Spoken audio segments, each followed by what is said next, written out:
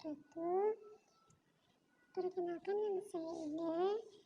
NPM saya 121020444. Kelas 2G Pemasaran. Saya di sini ingin menjelaskan tentang kerangka manajemen risiko terintegrasi yang diampu oleh dosen Ibu Tiara Mutiariasi STMM yang sering disebut nama panjangnya Bu Tiara Santi.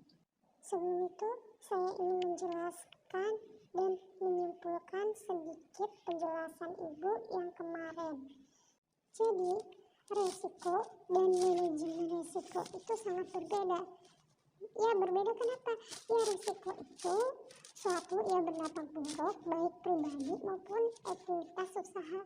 Sedangkan manajemen risiko dalam dunia bisnis itu suatu usaha yang dilakukan untuk menghindari risiko dengan beberapa cara.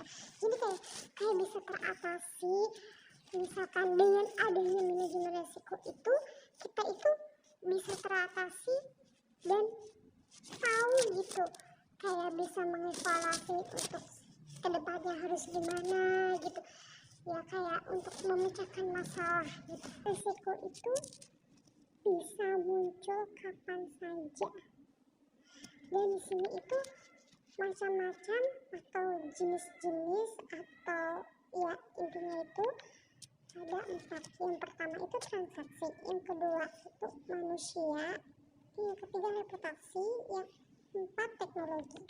Yang pertama itu transaksi. Transaksi itu bisa menimbulkan risiko. Karena apa? Ya, kita mau membeli produk di sebuah perusahaan. Pas transaksi kita itu bermasalah untuk ngirim uangnya gitu, kayak transaksinya tuh kayak lemot, atau pengirimannya itu lama, dan pasti ada aja permasalahannya, yaitu dari kitanya udah tersampaikan, udah transaksi ke perusahaan, sedangkan dari perusahaan atau dari dari perusahaan itu belum muncul pengiriman yang saya transaksi. Ya, bisa jadi itu termasuk resiko. Transaksi itu termasuk resiko. Yang kedua itu manusia. Kenapa dibilang manusia bisa menimbulkan resiko?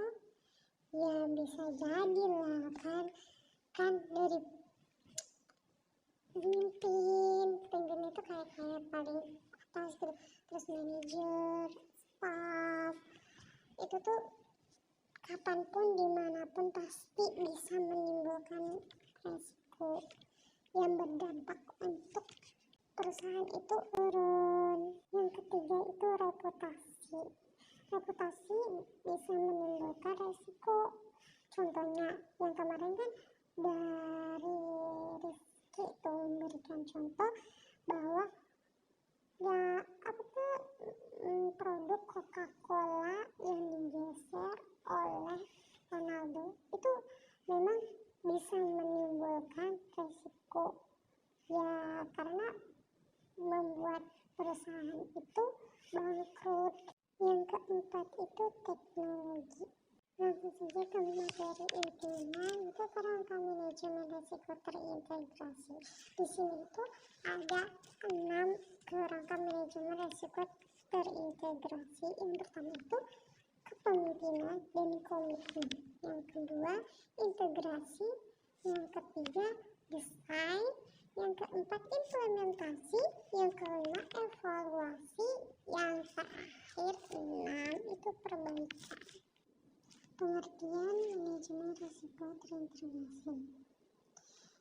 Menurut Committee of Sponsoring Organizing, disingkat COSO, melalui dokumen Enterprise Risk Management Framework Executive Summary tahun 2004, manajemen risiko terintegrasi disingkat MRT Manajemen risiko terintegrasi itu sebuah proses yang dijalankan oleh Dewan Komisaris dan Direktur Manajemen dan personil lainnya.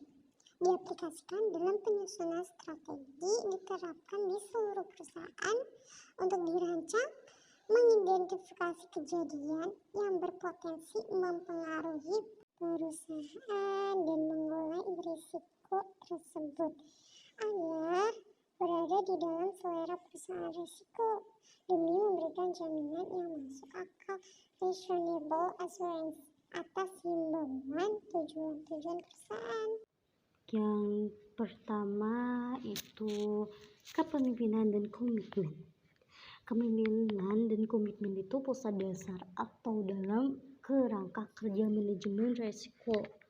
Jadi pengertian dua itu ada pengertian masing-masing gitu. Jadi kepemimpinan itu sebuah kemampuan atau kekuatan dalam diri seseorang untuk mempengaruhi orang lain sesuai dengan tujuan organisasi. Sedangkan yang komitmen itu suatu bentuk kewajiban yang memikat seseorang dengan sesuatu, baik itu sendiri maupun orang lain. Jadi kepemimpinan itu digambarkan dengan pemimpin perusahaan atau manajemen puncak yang memiliki tanggung jawab dan akuntabilitas untuk berkomitmen dan terikat dalam menjalankan manajemen risiko. Dengan kata lain, itu manajemen risiko dilakukan melalui kebijakan atau wewenang, tugas dan tanggung jawab dan akuntabilitas pada tingkat organisasi yang disesuaikan dengan tujuan organisasi. Selanjutnya integrasi. Integrasi dalam manajemen risiko itu menyatu sebagai satu kesatuan dalam sistem perusahaan atau organisasi. Berarti integrasi itu penggabungan atau pembauran sesuatu yang berbeda menjadi satu kesatuan yang utuh. Jadi integritas pada kerangka kerja itu bahwa manajemen risiko menjadi bagian yang tidak bisa terpisahkan atau menyatu dalam tata kelola, kepemimpinan dan komitmen perusahaan. Next, selanjutnya yaitu desain. Desain itu suatu perencanaan atau perancangan dalam kerangka kerja manajemen risiko. Desain mencakup beberapa hal. Di sini tuh ada 12.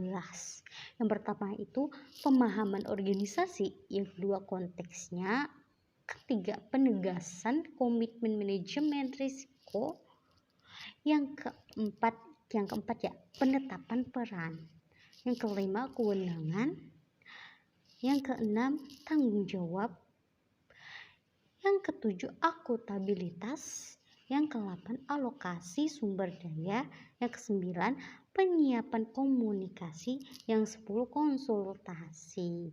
Itu berarti ada 10.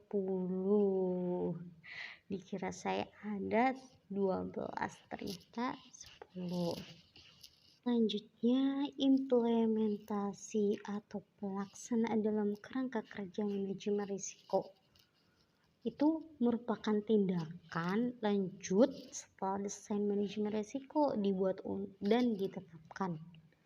Jika desain manajemen risiko diimplementasikan dengan baik, maka kerangka kerja manajemen risiko dapat memastikan proses manajemen risiko telah menjadi bagian dari semua kegiatan perusahaan.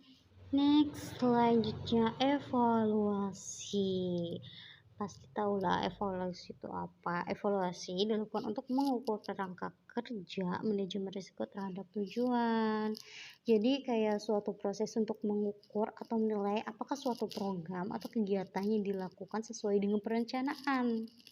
Dalam kerangka manajemen risiko, evaluasi itu dilakukan untuk mengukur kerangka kerja manajemen risiko terhadap tujuan, rencana implementasi, indikator, dan perilaku yang diharapkan sesuai dengan tujuan organisasi atau perusahaan.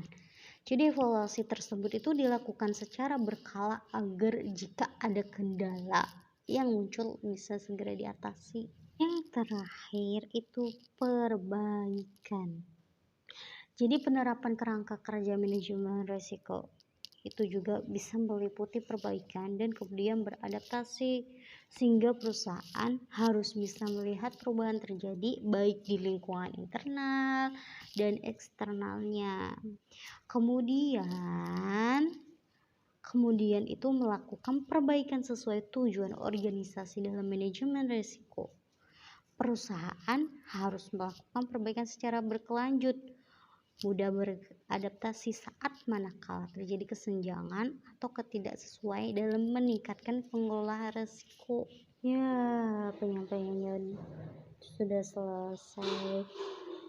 Sekian dari saya. Apabila ada kesalahan dalam penyampaian dan materinya kurang jelas dan banyak banyak kesalahan dalam penyampaian dan materi yang saya rangkum itu banyak punya. Cukup sekian, terima kasih. Wassalamualaikum warahmatullahi wabarakatuh.